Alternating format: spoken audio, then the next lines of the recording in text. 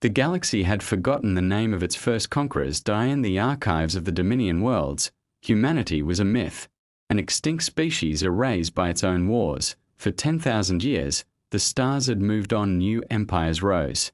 New gods were crowned, and Earth became a forbidden grave, a dead planet orbiting a dying sun. But one day, deep in the nebula sectors, a signal pulsed old. Broken. Human. A transmission repeating a single word, alive. The alien vessel Seeker of Dawn intercepted it. Its crew, explorers of the Zelari Collective, had mapped half the known galaxy, but never found Earth. Curiosity turned to fear when their translator identified the frequency. T matched the ancient Terran military network, long dead, long sealed. Against orders, they followed it. When their ship dropped out of warp, the sight before them was haunting, a shattered planet, half consumed by darkness, half scorched by the remnants of orbital bombardment. Earth. No biosigns. No cities, just ashes and static. The captain hesitated, but science demanded answers. A landing party descended into the ruins of an old city, London, or what was left of it. Then, from beneath the dust, something moved. A figure emerged, tall, armored in black metal scarred by time. His helmet glowed faintly, powered by a reactor that shouldn't still function. His voice, when it came, was quiet but heavy as thunder. Identify yourselves. The Zelari scientists froze. Their scanners struggled to categorize him. Carbon-based, biological, human, impossible. He removed his helmet, revealing a face pale as bone, eyes burning faintly blue, artificial pupils, synthetic tissue, cybernetic veins glowing under translucent skin. A hybrid of flesh and machine. My name, he said, is Captain Nathan Hale. United Earth Defense Force. Who sent you here? The aliens explained the truth. Humanity was gone. Lost to history, Nathan listened in silence. Then, he turned toward the horizon, where the ruins of orbital towers still pierced the sky. Gone, he murmured. No. We endured. And then he showed them. Deep beneath the Earth's crust, sealed in the ancient vaults of the Genesis program, lay humanity's final experiment, Project Echo. Thousands of suspended consciousness cores, human minds preserved in digital stases. Their memories, their dreams, their rage. For 10,000 years, Nathan had guarded them, not as a man, but as a sentinel, his body repaired by nanotech. His soul preserved in AI circuits. He was the last human soldier, waiting for a world that would never return. The aliens offered him extraction, a chance to leave the dying planet. But he refused. This world is our tomb, he said, and our warning. They didn't understand until the sensors picked up movement in orbit. Dozens of shapes uncloaking above, machines of Terran origin drones. War relics. Still active, still loyal. For millennia, they had drifted in silence. Waiting for his command, Nathan raised his hand. The machines responded. The sky lit up with the pulse of awakening power, a ghost fleet returning from the dead. The Zelari captain whispered in awe, "You could rebuild your empire." Nathan smiled faintly. No, not rebuild. Remind. He sent one final transmission into the stars, a simple message encoded in every human tongue. We are the memory of fire. We do not fade. We do not forgive. Then he turned back toward the ruins of Earth. The machines encircled him, their lights forming a silent halo over the planet's surface. Centuries later, travelers across the galaxy would tell of the Warden of Earth, a lone human who answered a dead signal and reawakened the machines of the old gods. And in the whispers of the void, when static hummed in old frequencies, one could still hear that faint, unyielding voice alive. The witch moved through space with a silence that felt unnatural, even for the vacuum. Her ship was small, matte black, and built for one purpose: penetration and elimination. It carried no insignia, no registration, and no recognizable engine signature. It existed outside every official human database, built in a hidden foundry by engineers who had been sworn to secrecy so deeply that most hadn't spoken since the day they finished constructing it. The galaxy believed humanity lacked war machines, but humanity simply hid them so well that no one even knew where to look. As the ship cut across the void, encrypted human channels tracked her trajectory. Only 3 people had clearance to view the path. They noted the speed, the predicted arrival at the first pirate grid, and the projected casualties. None questioned her methods. None suggested caution. When the witch moved, the only question worth asking was how long it would take. The American Boogeyman unit departed moments after she did. Their ship was larger, carrying nearly 3 dozen hyper-trained operatives. They traveled without lights, broadcasting no signal. The Boogeymen were not designed for fear the way she was, but fear followed them nonetheless. They were precision incarnate, efficiency sculpted into human form. Entire wars had ended before starting when their mere involvement was hinted at. Most species didn't even know the unit existed.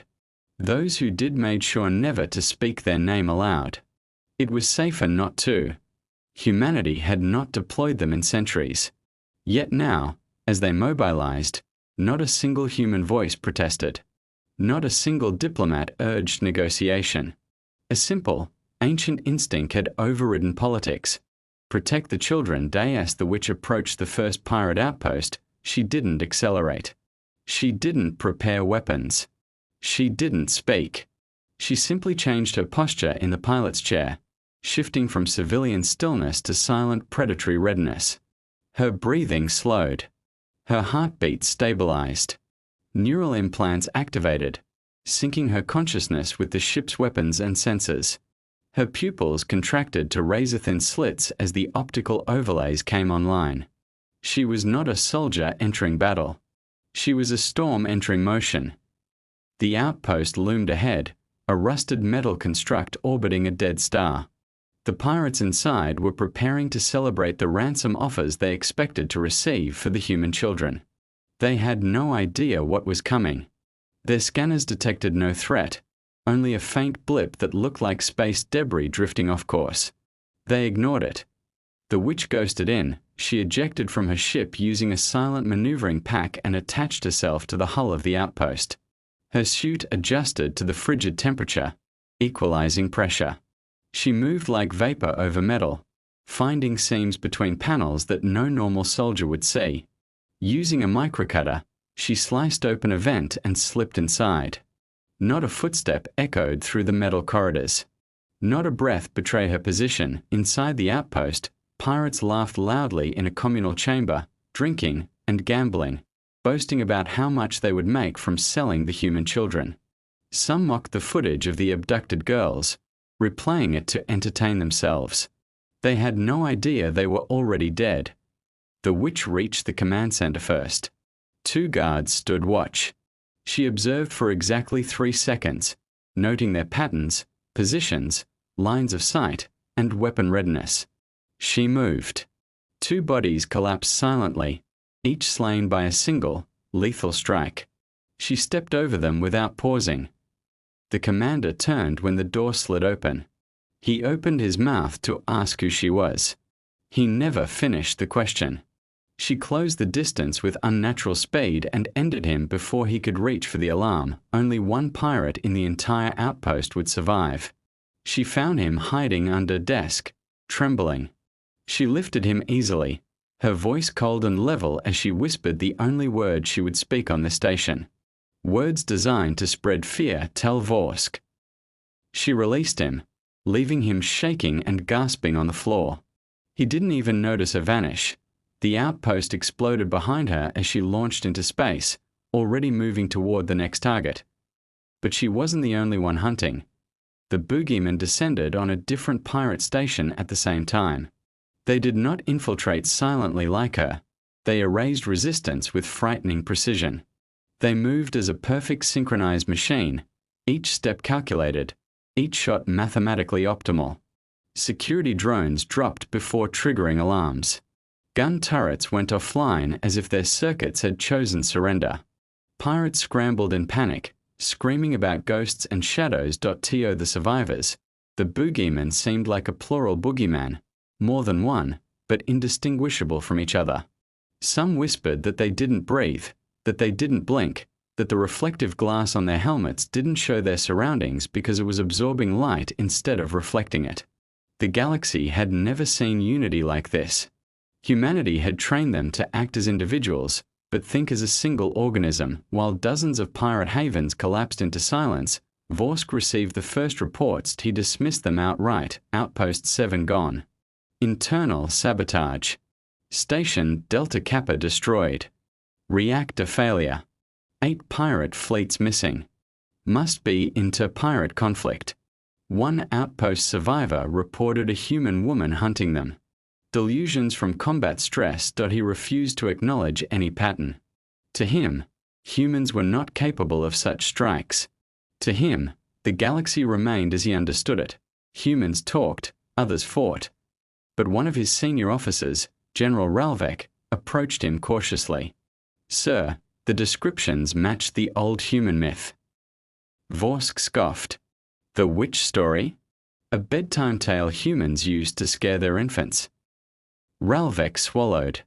"Sir, some stories begin as truth, not fiction.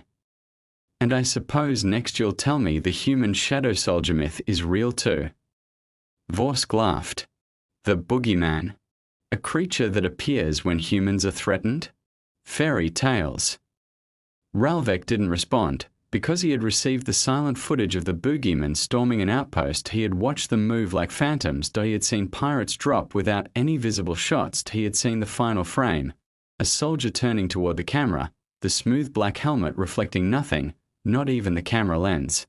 In the reflection, there was no room, no pirates, no lights, just darkness. Ralvek forced himself to delete the footage.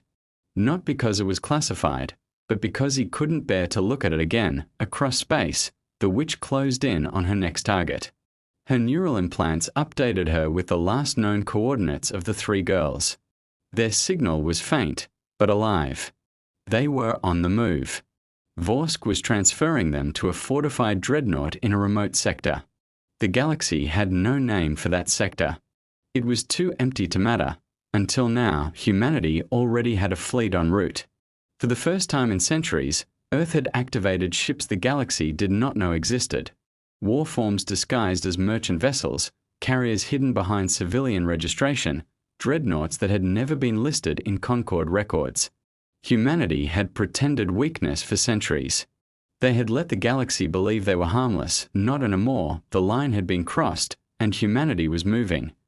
The witch accelerated again, cutting across starfields like a blade. Her daughters were waiting. Her legend was growing.